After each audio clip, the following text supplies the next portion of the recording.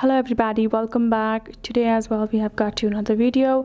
In this video I will show you how you can get your unpublished Facebook page back. But before that, please do make sure to like our video, subscribe our channel, and yes, without any further delay, let's get started. So for that, what you're going to be doing is simply going to go ahead and first open up your Facebook app right over here. Simply go ahead, open it up. Now tap on this little menu icon at the bottom right corner. Now go to the pages, so you can find all of the pages that are available. And now you can see this particular page is unpublished, aka it has been deactivated. So what I'm going to do is I'm going to tap on it. I'm going to be able to tap on this option of reactivate page.